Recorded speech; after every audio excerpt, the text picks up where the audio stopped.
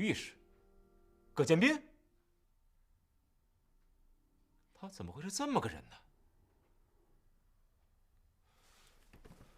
他法律知识广阔，思路清晰，待人慷慨大方，为人和气。他怎么？是的，他是个隐藏的更深、更可怕的纠缠者和骚扰者。他写了20年所谓的爱情日记，从1986年到现在，一直都在写，写了20年。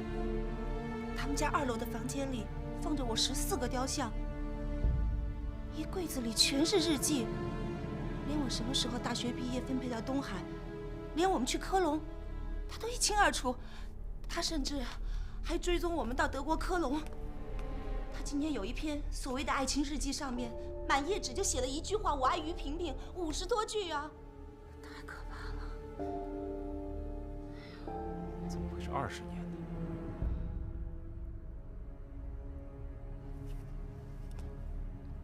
你以前认识他吗？我不记得了，但是他说20年前他见过我，追求过我，我拒绝了，可是我一点印象都没有。变态！你怎么会遇到这样的人呢？不仅仅是变态，我总觉得这里面可能会有更可怕的事情发生。哎呀，什么事情？不知道，只是一种感觉。他不就是喜欢你吗？喜欢我，太恶心了。但是，他这个人表面上很斯文，嘴里总是说谢谢谢谢的。我到了他那里，我由于紧张害怕，我就往外跑，后来从楼梯上摔下来。按正常的道理来说，他应该对我，可是他没有。他居然对我说：“我来去是自由的，门真的是开着的。”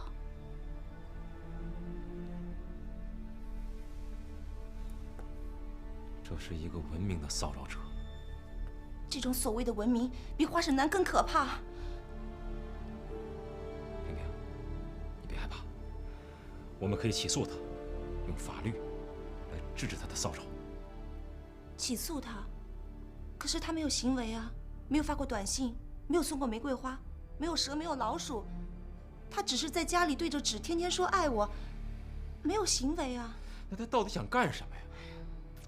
我也不知道，但是可以肯定的是，他神经方面有问题。那可怎么办？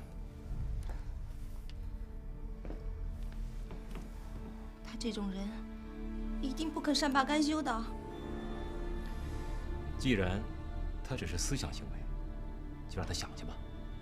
你任凭他想的天花乱坠，也就那么回事儿。不，他绝对不是那样的人。他现在知道我拒绝了他，他一定会有行动的。什么行动？他要是敢有行动，我们就立刻寻求法律的保护。你别忘了，他是个懂法律的律师，他会钻法律的空子。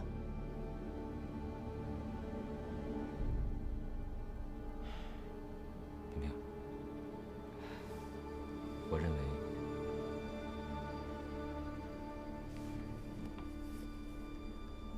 关键是你要注意自己的行为。我行为怎么了？你自己应该清楚。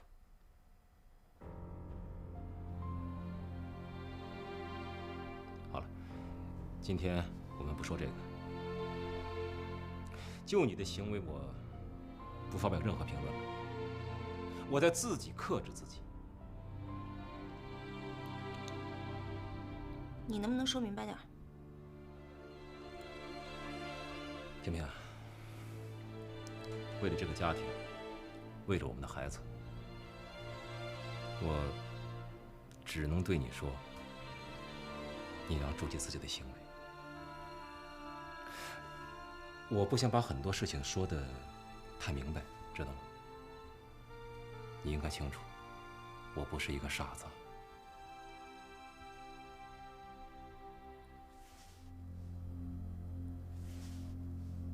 好了，病人要去查房，我也希望你能够反思一下。我等待着你能够亲口的告诉我，等待启示。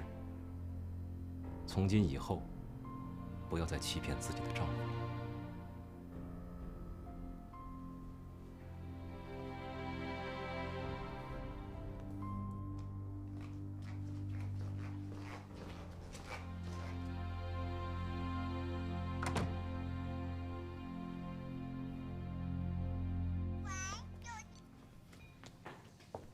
你今天怎么没上班啊？我打电话打到你们单位去了。我们应该结束了。为什么？你怎么又变了？我绝不同意，我要马上见到你。不，我不会见你的。为什么？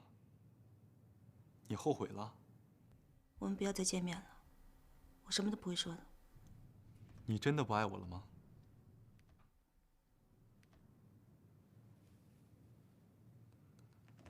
嘣嘣嘣嘣嘣嘣嘣嘣嘣。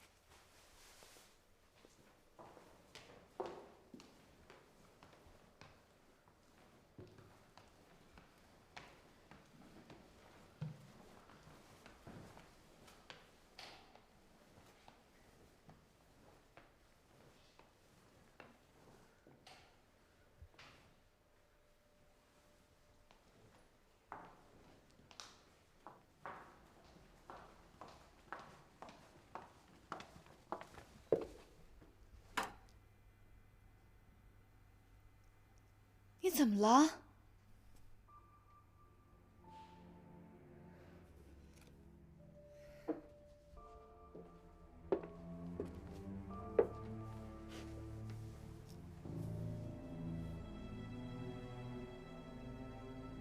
这是为什么呀？他拒绝你了？是于萍萍拒绝你了吗？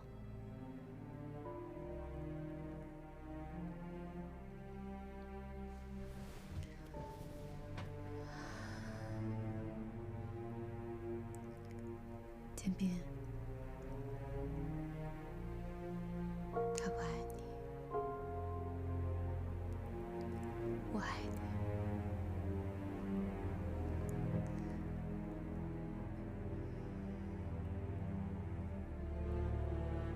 我不会放弃的，我还有机会，我一定要得到我的天使。一个爱了20年的人，不能因为一次拒绝而放弃。会有机会，一定会有机会。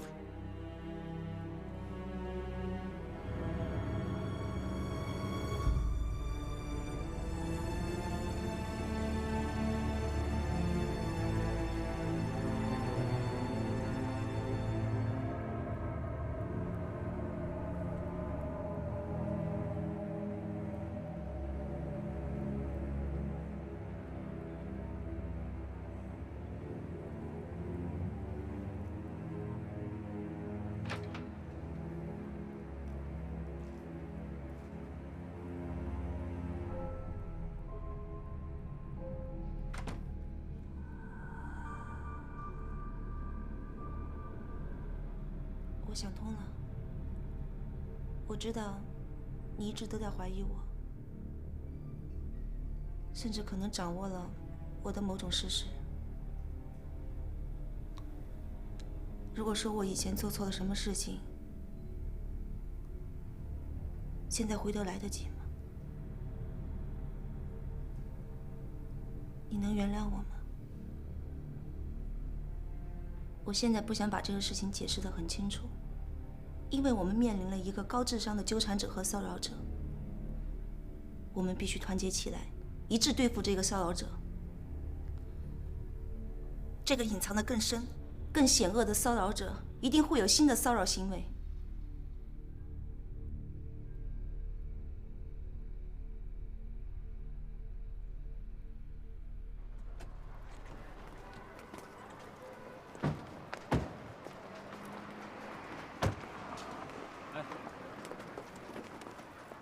乖一点啊！妈妈再见。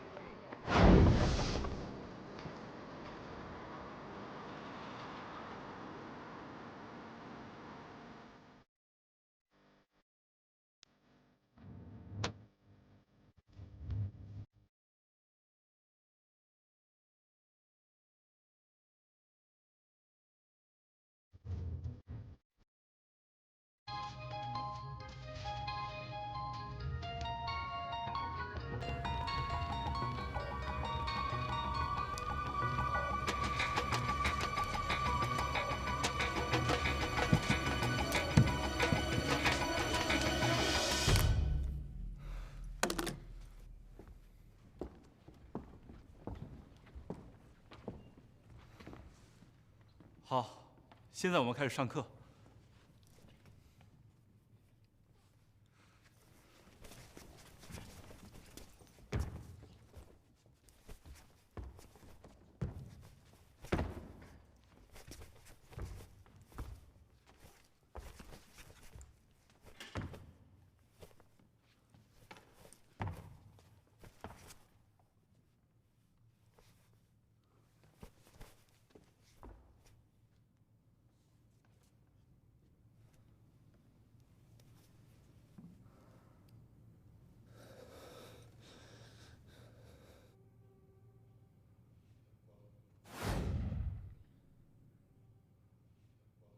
你最近的情绪好像不正常。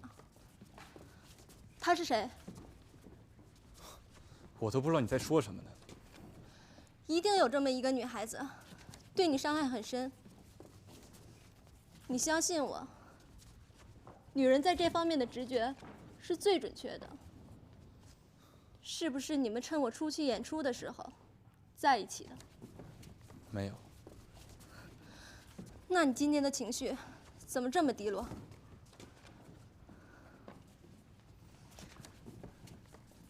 告诉你，林毅，要是让我查出你和其他女孩子在一起，我们就完了。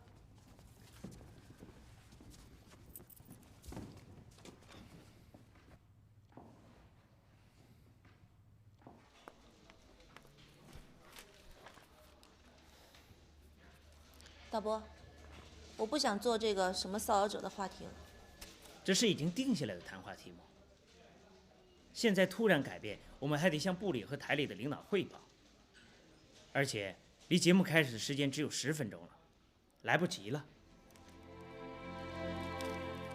萍萍，谈这个话题是你自己定的，而且你可以做得很好。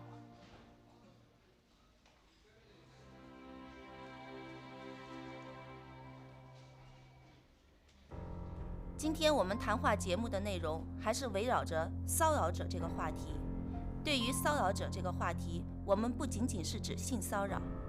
对于骚扰的概念，我们要从更加广泛的意义上来谈。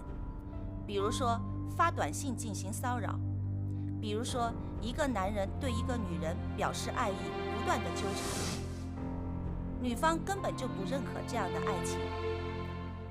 比如说在某些公共场所，女人遇到男人，男人不断地要求留电话，请求见面、约会、吃饭，女人一直拒绝，男人还是纠缠不休，这都属于我们今天讨论的话题范围。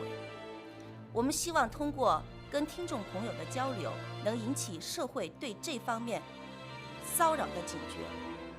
这类骚扰非常的广泛，可能我们在生活中绝大部分的人都曾经有过这样的经历。喂，你好。喂，你好，我是主持人于萍萍。你好，我是一个售货员，是卖香水的。我就遇到了主持人说的那样的情况。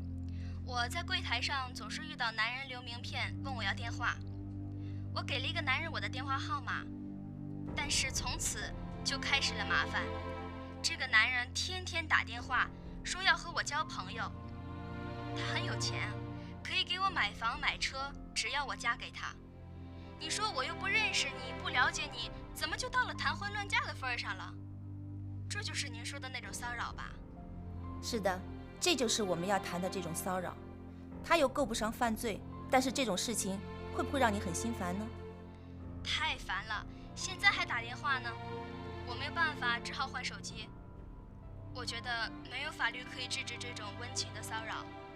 你说的非常好，往往就是这种温情的骚扰发展下去才会很可怕，因为你不知道对方会采取什么样的新的手段来进行骚扰。这种骚扰者就像狩猎者一样，躲在暗处，时刻准备着。所以我们要提醒广大女性听众，一定要提高警惕，在遇到情况的时候，一定要及时的和亲人朋友进行沟通，一起对付这个骚扰者。您好，我是主持人于萍萍，请问您是哪里的？我是东海政法大学民法系的老师。我对这个主持人刚才和那位听众的讨论很有兴趣，想谈一点自己的看法，而且我一直关注着你们这个栏目。您请说。那比如说，你前一段打的那个官司，影响很大，幸亏对方被判了缓刑，法律及时地制止了这种行为，而对方也没有采取过激的新的行为，这件事情就有了一个还算圆满的解决。通过这件事情说明了什么呢？说明了这种骚扰行为不进行制止或者限制的话，极有可能演化成为犯罪。对于这样有骚扰行为的人，怎么进行社会拯救呢？这是一个心理疾病的问题。凡是有这种骚扰行为、纠缠行为的人，都有不同程度的心理疾病。他们都有这样一个心理定式：只要是我认为美的东西、好的东西，都是属于我的，我一定要去拿，一定要去得到。其实美的东西、好的东西，不一定就属于你。你说属于你，这是一种意象，现实和你的意象完全是两码事儿。这位民法系的老师说得非常好。那您对这类骚扰行为有什么好的建议呢？通过对你们这些事情的这个了解和观察，我现在有一点想法。第一，鉴于这类事情的普遍性，首先呢，我们要建立大量的心理医院来对这些人进行心理辅导。这第二呢，我们媒体要进行大量的宣传指导，告诉人们这是一种骚扰，这是一种程度不同的心理疾病。甚至我们的教育机构应该从初中开始就设置这样的心理辅导课。第三，最关键的问题，我觉得还是一个根本的问题，就是立法的问题。所以我觉得中国应该有一部详细的反骚扰法。这个法律当然包括了对性骚扰的处罚，性骚扰的处罚可以是这部反骚扰法里的最高的处罚。如果这部反骚扰法能够制定、颁布并且实施的话，这样我们社会的骚扰现象就会少了很多。这样我们就会知道什么是违法，什么是不违法。您谈了一个很好的话题，谈到了很有措施的一些办法，谢谢您。下一位听众。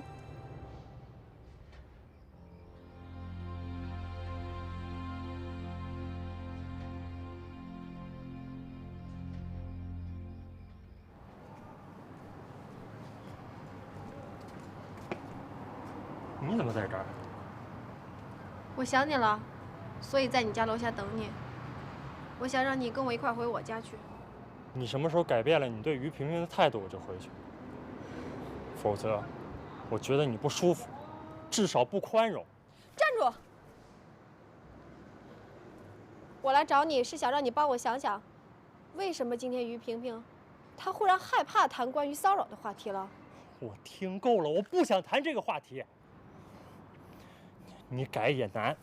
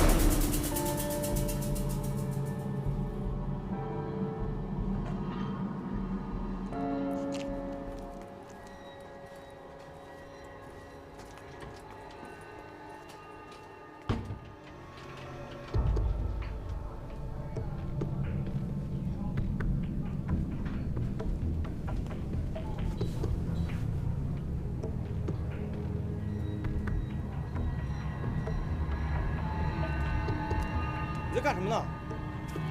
你在偷看什么呢？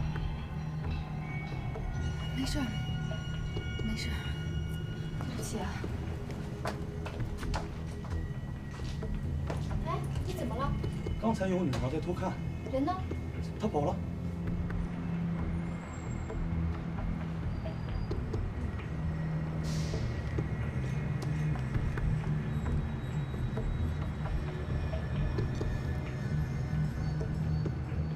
喂，你在哪儿呢？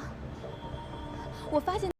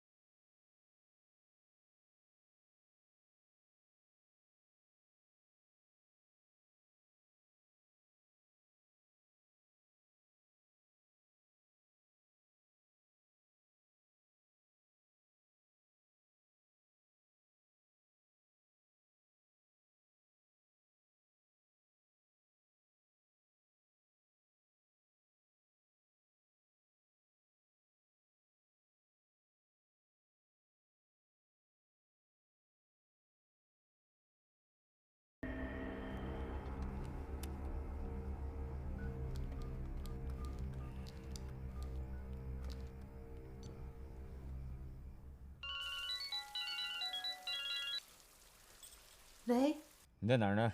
我正在桑拿里面呢。你在桑拿里干什么？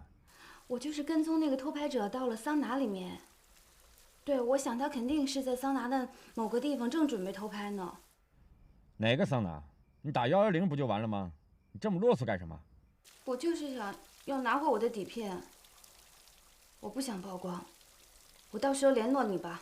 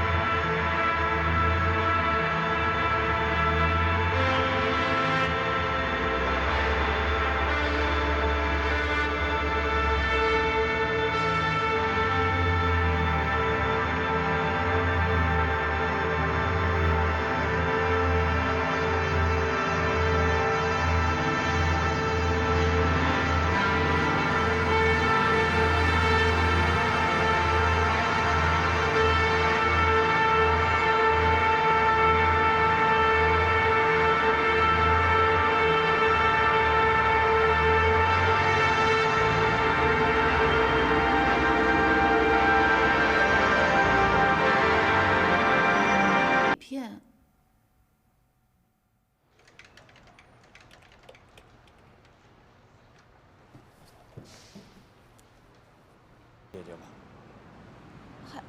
还是先把底片要回来，再通过法律手段解决吧。